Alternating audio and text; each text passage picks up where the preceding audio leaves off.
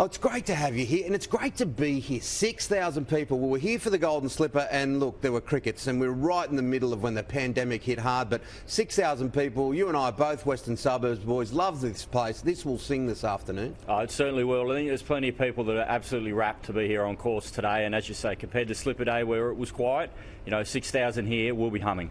Only the second year of the Golden Eagle, but boy, what a field, Graeme. Look, and Ray Thomas was sitting in that chair just a few moments ago. He said, look, any of these horses can win, pretty much. Well, look, don't ask me for a tip today, I'll be honest. I went through the book, and anyone in that race can win. A lot of the tipsters, I listened to the radio on the way here this morning and read the paper this morning, they're all tipping different winners, and there's some tipping $20, $30 shots to win because it really is that open. It's been a really, there's been good and bad through this period. Obviously, a lot of people have suffered through the pandemic, but there have been positives. We've managed to race right around the country through this period, and we've had the opportunity to get new sets of eyeballs on this sport. That's right, especially in those early days where racing was one of the only sports in the world that was going. So a lot of people had the opportunity to engage in the sport, have a bet and a bit of fun by watching racing. And what we hope to see, and I think we are seeing, is quite a few of those people sticking around and saying, well, it's a great way to spend a Saturday afternoon. Now, a subject I do want to touch on, because we saw a couple of negative stories in and around the treatment of thoroughbreds this week. But it's not just the majority of people in this industry, it's nearly all the people in this industry have played by the rules all the time. If someone does something wrong, the whole weight of the law should come down on them. But it's really important to tell the story of how well thoroughbreds are looked after. Exactly right, and there's an enormous amount of work that goes on in this space, and occasionally, like in any aspect of society, 1% will do the wrong thing.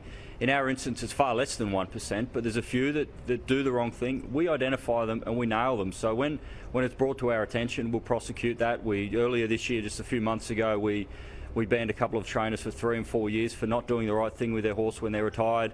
We've done over 1,500 inspections of retired horses in the last 12 months to make sure they are at the places where the trainers have told us when they finish their careers, and following up again to make sure they're still there and happy and healthy, and we'll keep doing that.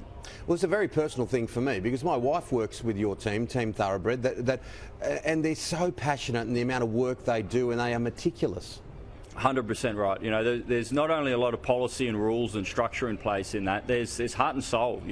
We actually get phone calls in with people saying, I really want to look after my horse, but I can't afford it anymore because of the drought, or we had a lot that come to us through the bushfires. They're in tears on the phone because they can't continue to care for their horse. They want to do the right thing, and we're here to provide that safety net and pick up those horses that otherwise can't be looked after. We find them a good home. We look after them on our properties. We own 3 farms. And have spent over $26 million on those properties to have them set up to care for these horses. Absolutely, absolutely. And if someone does the wrong thing, as Graeme has said, and I think anyone in this industry said, the full weight of the law comes down on them. But the industry is doing a great job, and thankfully 10% goes to charity today, with 1% of the prize money goes to horse welfare. And just changing the pace, look at this, the former Golden Gloves champion from Cogra, Brett Devine from the Australian Turf Club, has got he's got the Golden Eagle for us. There it is, Graeme. It's worth a quid too. Hopefully I'll be strong enough there. Look at him, you hold it. It's pretty heavy. Yeah, no, it is heavy. It's got a bit of weight on the bottom of it. Nick Troni design. It's not as blingy quite as our Everest trophy, but it is beautiful. It is a beautiful trophy. It's there it is, the Golden Eagle. So if I had to, one last question. If you have to give me one horse for the Eagle. Look, one for the Eagle. I've got a soft spot for Ice Bath. Ice Bath. So the money has absolutely come for the horse. It's a duck. It'll swim. Trained out of Western Sydney up at Hawkesbury by Brad Widdop. It's got an apprentice riding, young Tom Sherry. Well, there's a life-changing opportunity for him today if he picks up this race. The jockey's check on that will be enormous.